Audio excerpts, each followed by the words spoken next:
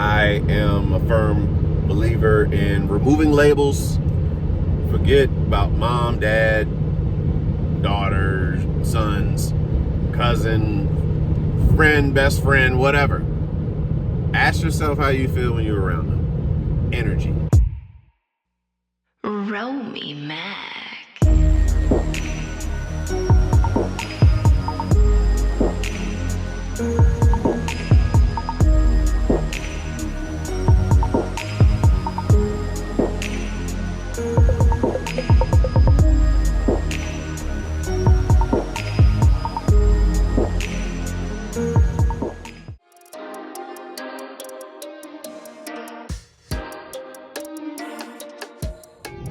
What do you believe is your personal struggle with acceptance in life? My personal struggle with acceptance is more so believing, distorting my own illusions of things, of people.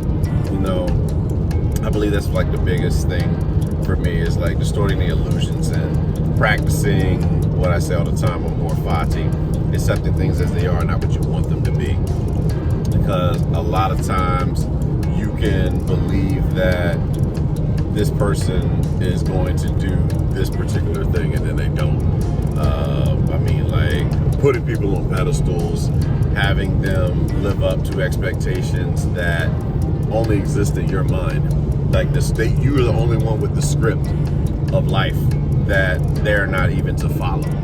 Don't get me wrong, sometimes people do what you envision them to do, but a lot of times they don't. And when they don't, our illusions get distorted, and then we get angry because they're not doing what we expected them to do, we anticipated them to do, but all in all, they were being themselves. Whatever decision they made, they were being themselves. They're not there to live up to our expectations of them. So I know that when I deal with shit, commonly it's on some, man, I wish my family would do this type thing. But my family is not there to live up to my expectations of them. My family is to be themselves just as I was to be myself. The issue was that I had been raised a certain way where I had to do what others wanted me to do. So as far as I know, that's how everybody else is to be. They are to do whatever, I have wanted them to do. But that's not the case. I mean, it was an unhealthy teaching that I received. And now for me to have that distorted view of the world, you see why it's so important to construct our children in the healthiest way we know how to do. Because they can come out believing that the world revolves around them. And that just because I gave my soul, my everything to this person, to this thing, people are going to do the same thing in return. And it doesn't work that way. You know, it does not work that way. Not all the time. Sometimes you can have that control over one's mind, and that's more so of them looking for your validation and approval. And it's like a parent to a child type dynamic. But once that person comes to and they start valuing themselves, then they start making decisions that may not necessarily make you happy. They do things that essentially pisses you off because you no longer feel like you have control of them. And that's where I believe growth comes in. So, I bring all that up about acceptance. It's like accepting that, that this is going on. Like acceptance that this is life. This is what a person is. This is what a person's doing. And if it's disrespectful, then you got to distance yourself. However, if it's something that you can stomach, then and it has nothing to do with you, then just accept that person for where they are. And I believe that's where the struggle comes in. And like acceptance of oneself too. Like the things that you like to do, not switching up to fit in with somebody. And a lot of us do that shit, try to fit in with a particular group. So we act like we don't watch this thing. We act like we don't listen to this. We act like we don't go to this place. And we act like some of us act like we don't even know this person that you think is not cool enough. Commonly in high school, we see it in middle school, and I think some grown folks do it too. You know, I think a friend of mine was telling me about how like their friends be shitting on them when they get around certain people. I mean, that says more about themselves and how they feel about themselves than anything else. And it's really like part of the scene in Inside Out 2. Spoiler alert, you know, when baby girl get on the hockey team and then she starts shitting on her day ones, and like has to come to like, why do you believe that your friends are not just as human as the ones on that hockey team? And sometimes we lose sight of that. We really do lose sight, and we get caught up in the allure of being accepted, that we'll shit on our day ones. We'll shit on our parents. I'll never forget, I was in a mall, Chesapeake Square Mall, right? I was 11 or 12, and I'm walking with my mother. This woman gave me life. This woman was, you know what I'm saying, sacrifice after sacrifice for me. And then I see somebody from the neighborhood, older kids or something like that, and then I act like I don't know my mom. Pussy shit. You know what I'm saying? Of trying to be accepted, but I think a lot of kids do that, you know, but it's like, why would you shit on the one that's actually there for some people that you don't even fucking know? You know what I mean? It's like trying to live up to their standards. They're trying to be accepted. Don't know, in most cases, don't nobody hold you down like your moms do, or your parents in general. But a lot of cases, moms like carried your ass for 9 months. And you gonna shit on me in this ragla ass mall. You know what I mean? Like, to me, I think that we don't realize what we're doing. I think we're so caught up and consumed in ourselves and what we are to be, who we believe we should be, being ashamed of who we are. And then when we feel like somebody's got more than what we have, then we want to portray ourselves in a way that's acceptable to this particular group, the cool kids. Fuck the cool kids. You know what I'm saying? And I told you, I love the weird kid, the one that got the courage to be their fucking self. You know what I'm saying? Like original, have the courage to go on your own and be able to take the laughs, be able to accept the laughs. Because first they laugh at you and then they emulate you. Best believe that. Yeah, believe that. They're gonna laugh at you at first, but then they're gonna want to emulate your ass because you're original. Ask Prince, ask Andre 3000, ask Michael Jackson, ask Missy Elliott, ask, we're not using Diddy no more, but yeah, Diddy used to be, original, but you get what the fuck I'm saying. No Diddy, no damn Diddy, but acceptance. The struggle was accepting myself, accepting that life is the way that it is and not what you want it to be, and then just acceptance of others and loving them where they are, and seeing everything as love and not as fear, learning to live in love instead of living in fear. And you know, those are things you learn with growth, but that's what I believe is like my personal struggle with acceptance.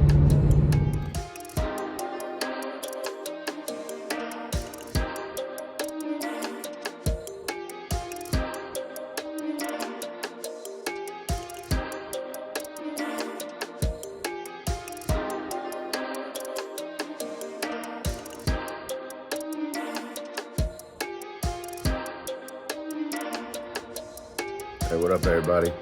Yeah, do me a favor real quick. Just hit like, subscribe, and of course comment if you have anything, obviously to mention about the show.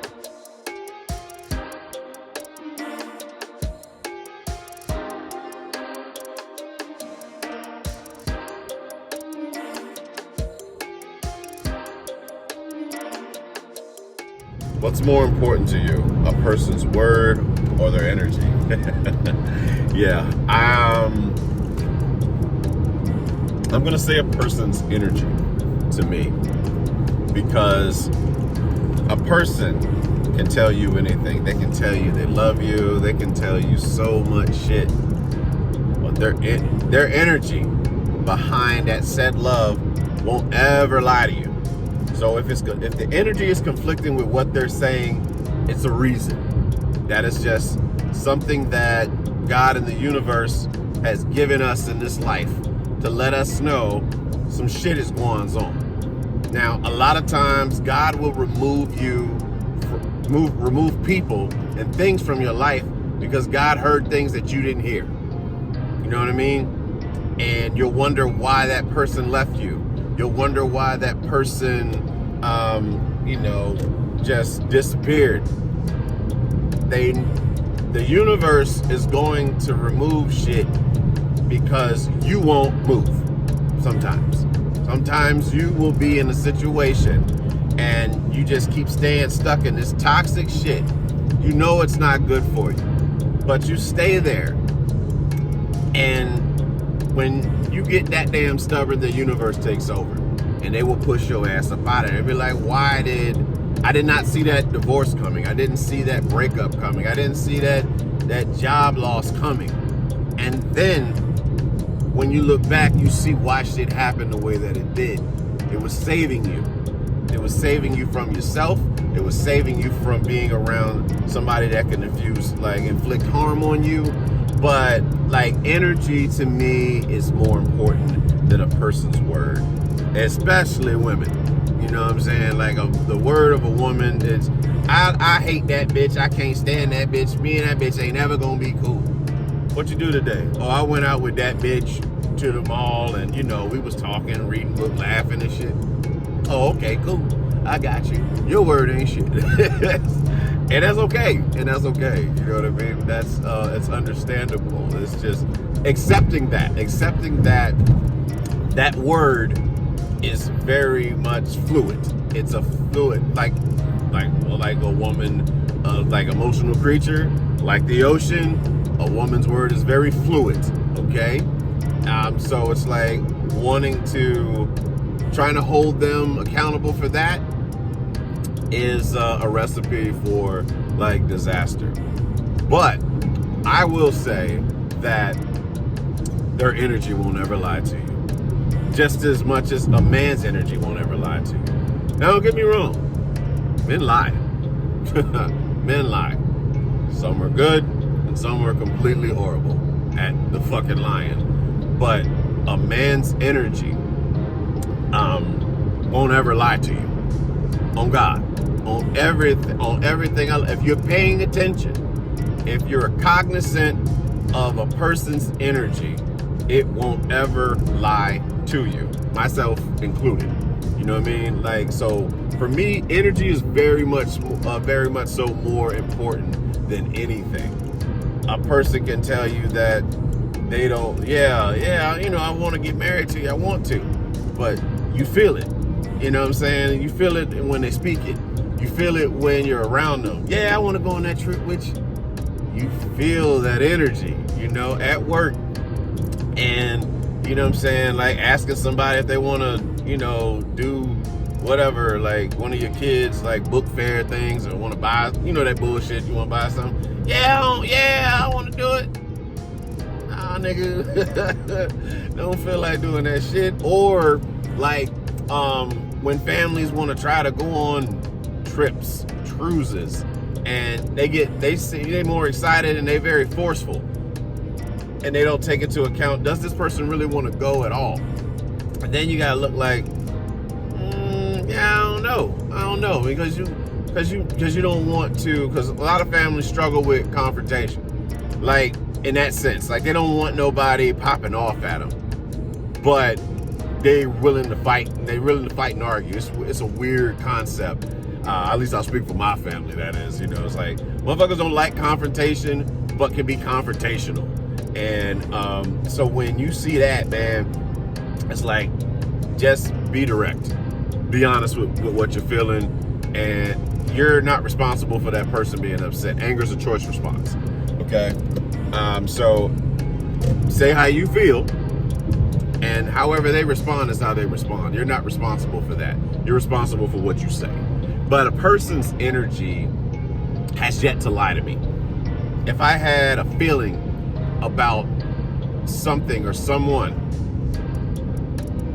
where there's smoke, there's fire, you know, and sometimes it could be your own guilty conscience. Sometimes it's something there, you know what I mean? Like there's no getting around it. And when you feel it, it just stays with you.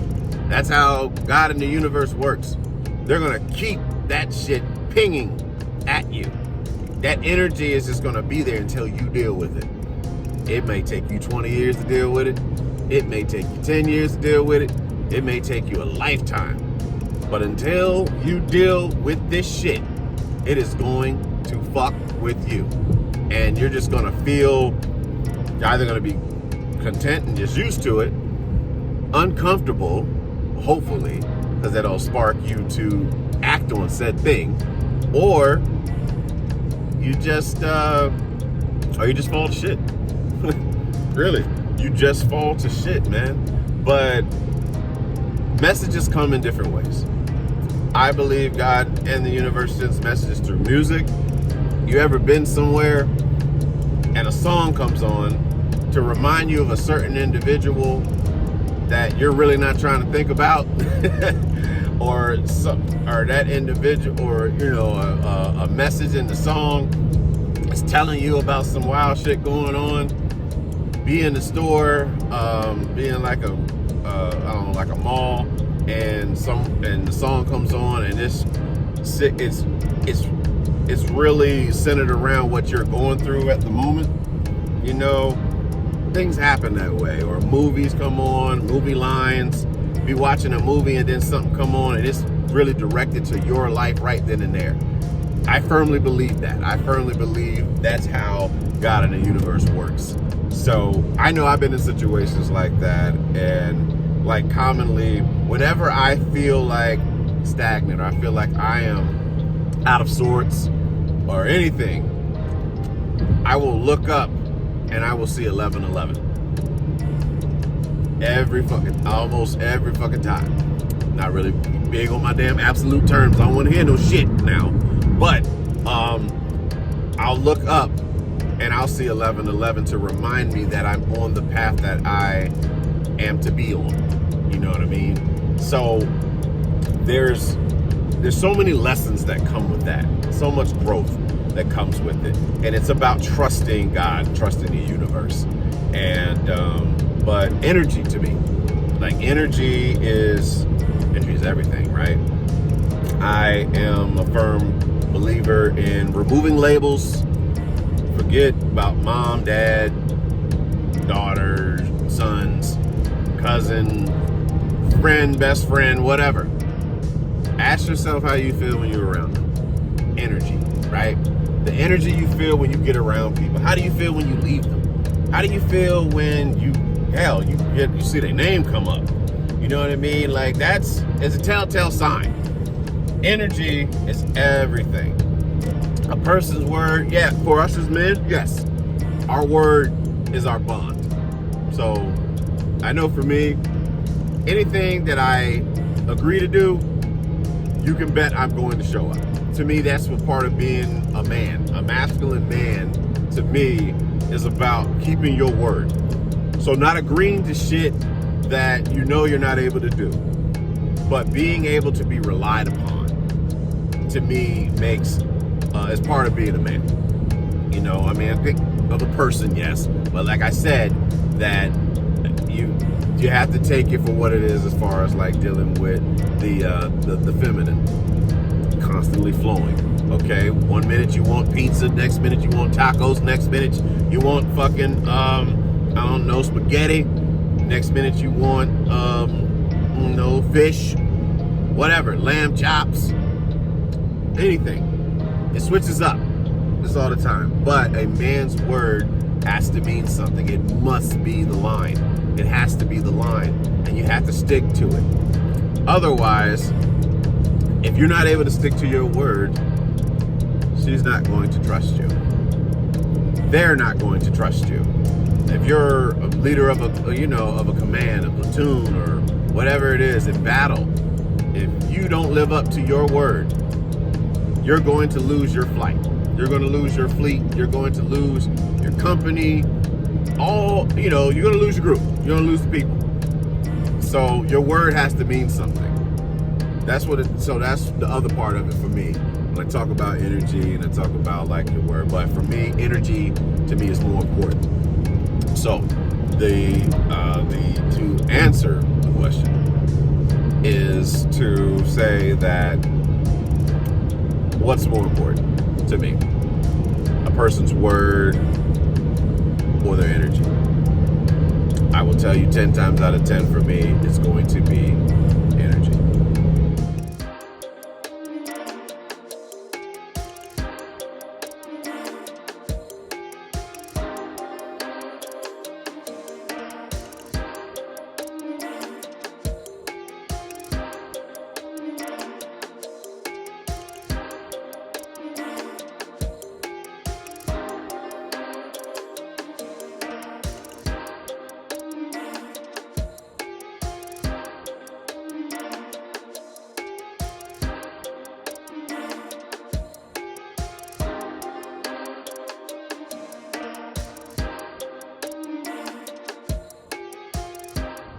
Who has the funniest laugh to you? I want to say the funniest laugh to me is, there's a few, honestly. I love the way my pop laughs. My pop has a very interesting laugh. And it ends with "woo," yeah, it's got a very interesting laugh. My boy Pep too. Pep probably has the funniest laugh. It's so animated. Pep is like Peblo. That's my boy from the Air Force. Love you, boy. He tends to make a damn scene when he laughs.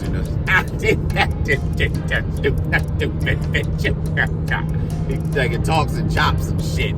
And I'll say probably I definitely would say like the mother of my child too. Like when we were kids, embarrassing laugh, like wow, like that or whatever. Like what is the need for it? Like if there's anything embarrassing, you find like you got a book on your shirt or something. You know how we're all little kids growing up in church. Go figure. But yeah, we're little kids in church, and then just that laugh, and then probably and definitely T-Dot. Now I'm on the subject of that. Definitely T-Dot laugh is pure hilarious. Just foolish, just foolish for no reason whatsoever. But I mean that was us as kids.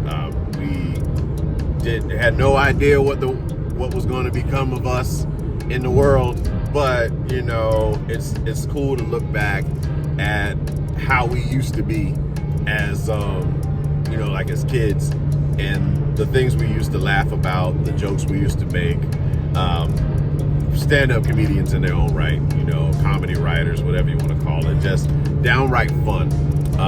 I'll say that. We just knew how to, despite any dark shit that was going on in any of our lives, we knew how to make funny.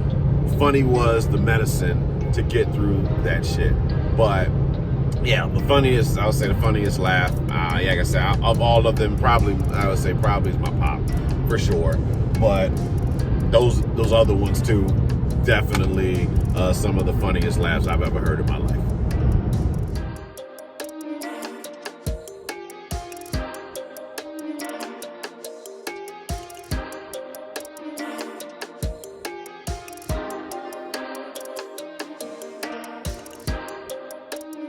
What is the toughest part about love for you?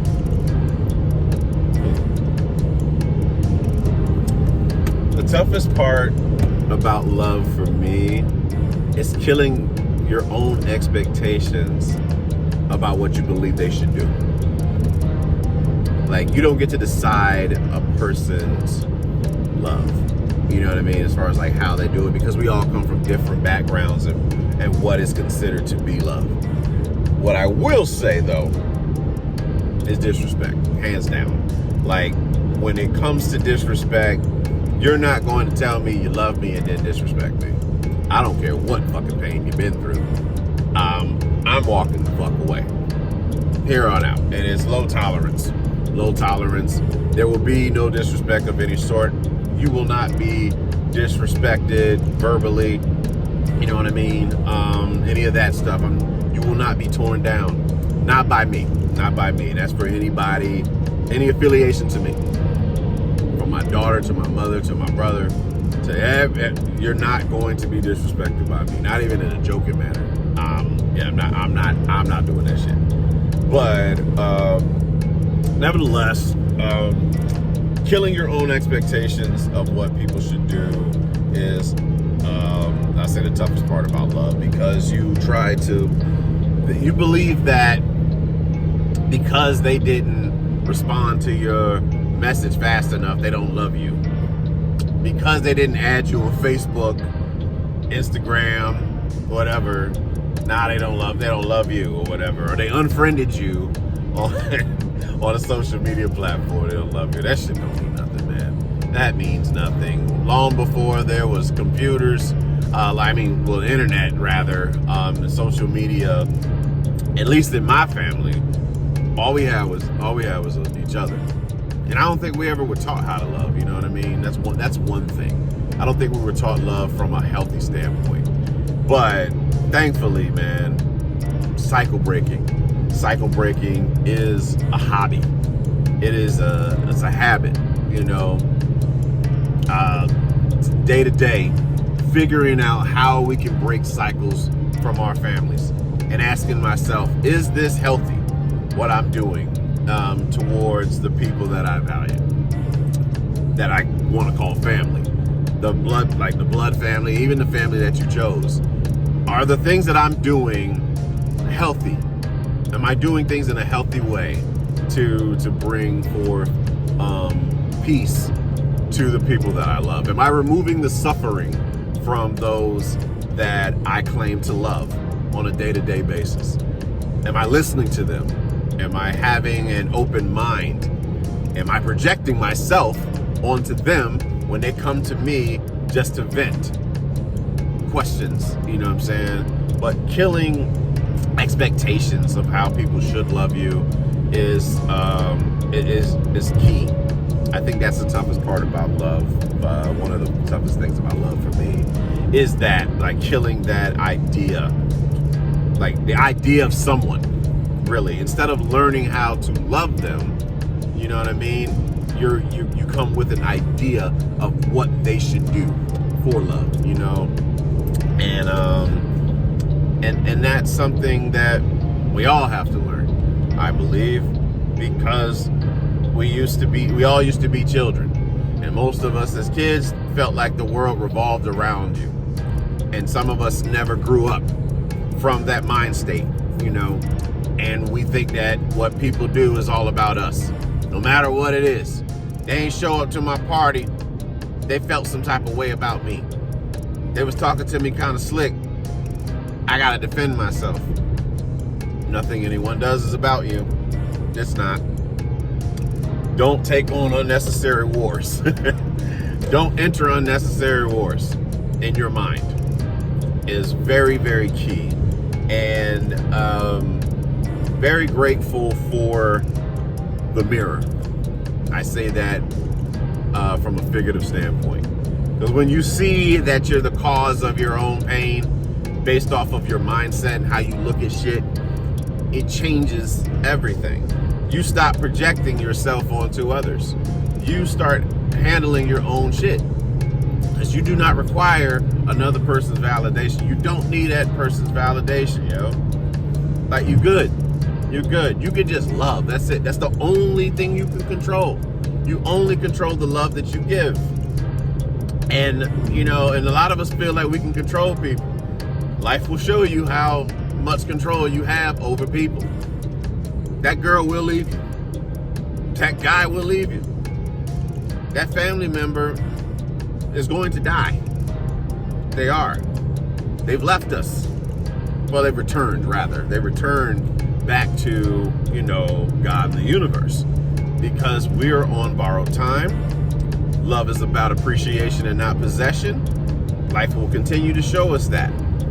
So it makes you very grateful for the present moment with people.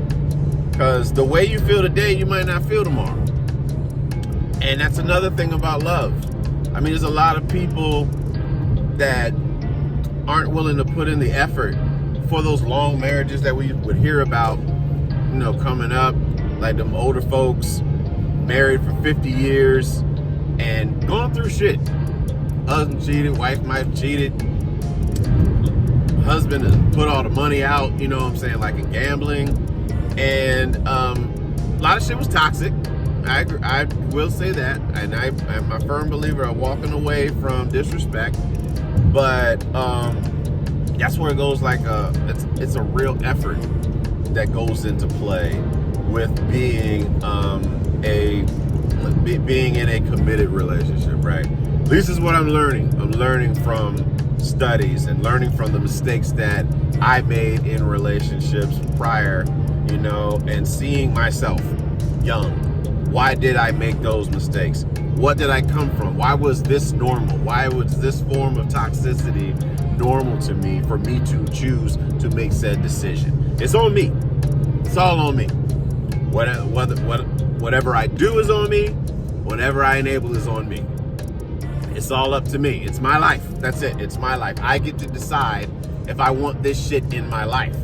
So anything that goes wrong, waiting for somebody to come and change it, the person to come and change it is already here, and they're enabling the shit.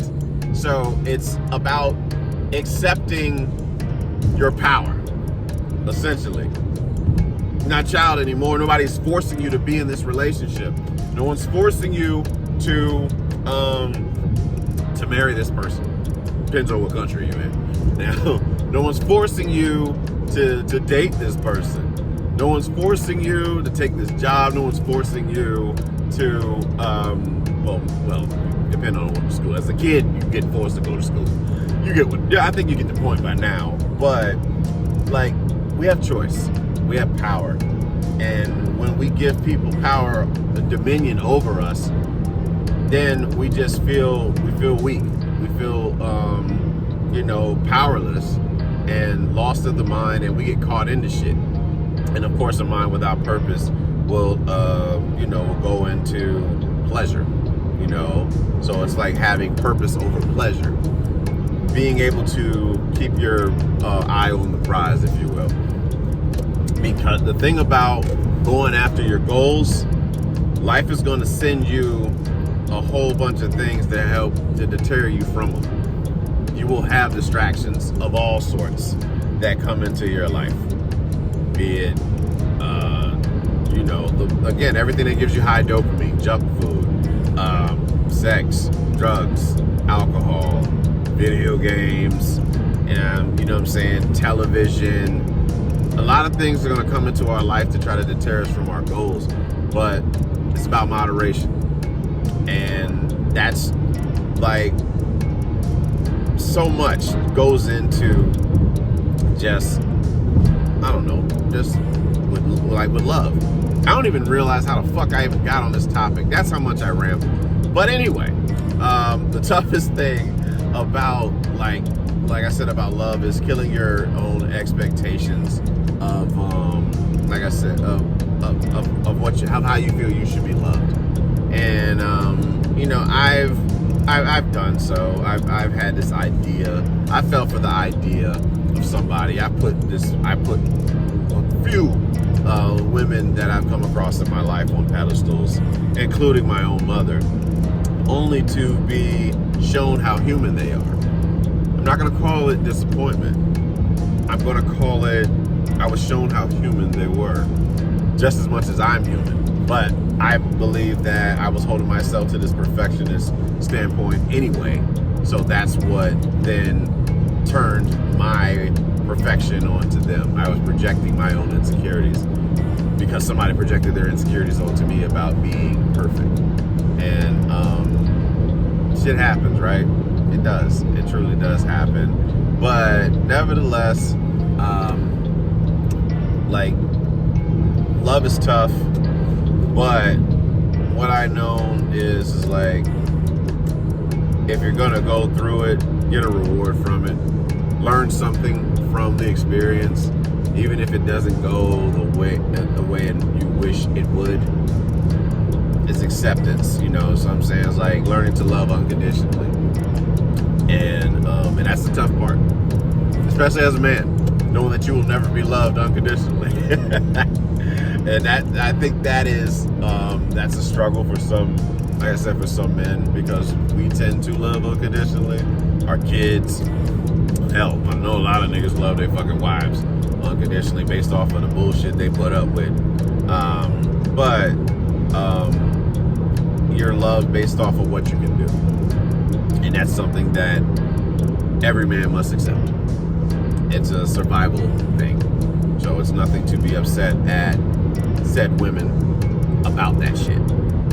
It's understanding that if we do not work, if we do not, put forth anything, then we're essentially useless, unfortunately. So it's like putting your best foot forward, becoming the best that you can be. You know what I mean? And that's what you get back from it. But I think that's what makes you man. You know what I'm saying? Like, in most cases, your mother will love you unconditionally. It's in most cases now. But for you to be a man and want respect, you're gonna have to put forth that effort.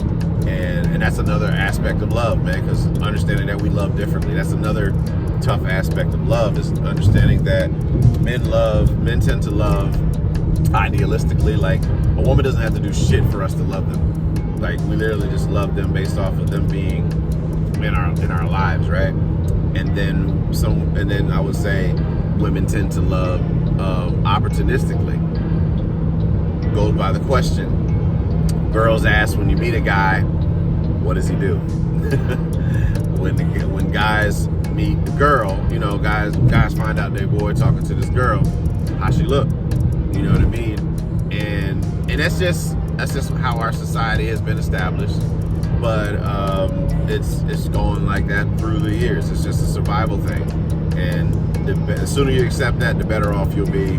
So, yeah, tough things about love, killing expectations of how people should love you. Tough thing about love, from a man's perspective, is we love idealistically, and they tend to love opportunistically. Is this my best option? Hypergamy, and accepting these things, because the test of that, and any woman that disputes that shit, let your husband lose his job. Let your boyfriend lose his job and his car. How long is the relationship going to last? That's a challenge. Want to do a TikTok challenge? Go ahead, do the hypergamy TikTok challenge. Let him lose his job. Let him lose his car, his means of life, and he does nothing. And you walk in and you see him playing video games. I want to know how much love you're going to have for him. I would love to watch how much love you show in that moment. Truth be told. But nevertheless, it's nothing for men to be upset about. It's nothing for women to be upset about. It's merely just a perspective anyway. You may agree with my perspective. You may not agree. Who gives a fuck? Anyway, what's the toughest part about love?